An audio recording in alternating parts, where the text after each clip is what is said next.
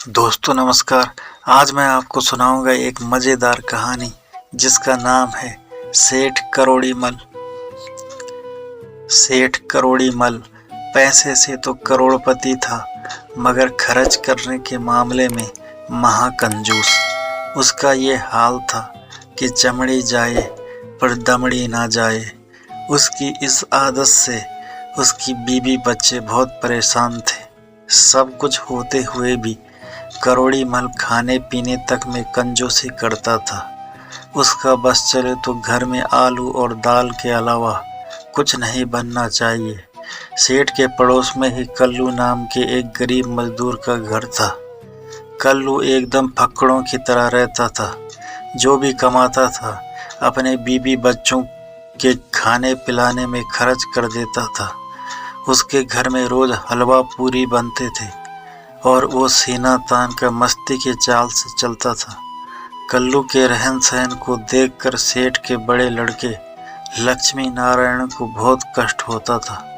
एक दिन जब उससे रहा नहीं गया तो बाप से जाकर बोला, पिताजी क्या बात है कि हमारे पास सब कुछ होते हुए भी हम गरीबों की तरह रहते हैं। छोटी छोटी चीज़ों के लिए आपके आगे हाथ फैलाना पड़ता है।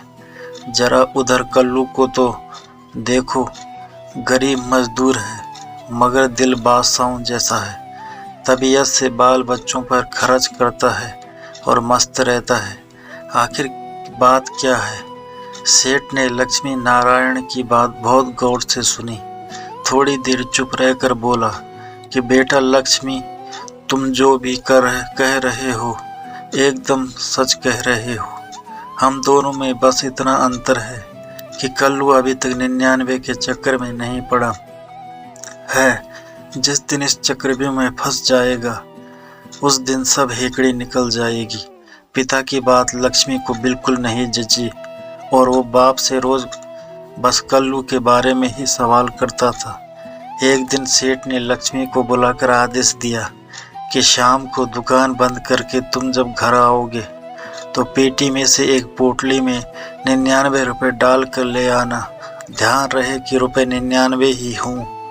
पिता की आज्ञा अनुसार लक्ष्मी ने वो ही किया और सेठ ने कहा था और शाम को पोटली पिता के हाथ में थमा दी। थोड़ा अंधेरा पड़ने पर सेठ ने बेटे को अपने साथ चलने को कहा।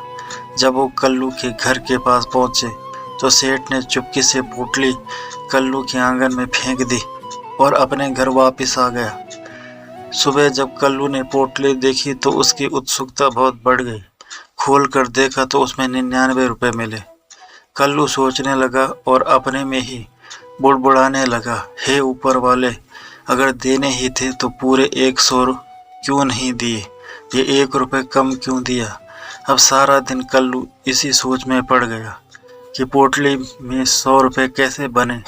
1 रुपये बचाने के लिए उसने पहले अपने रहन सहन में कमी कर दी, फिर खाने पीने में भी कटौती कर दी। जब 100 पूरे हो गए तो कल्लू ने सोचा कि अब इनको 101 कैसे बनाऊं। 100 से 1, 101, 101 से 102, 102 से 103। बस कल्लू इसी चक्कर में पड़ गया और पैसा जोड़ने के फेर में रोज जो हलवा पूरी बनते थे वो सब बंद हो गए।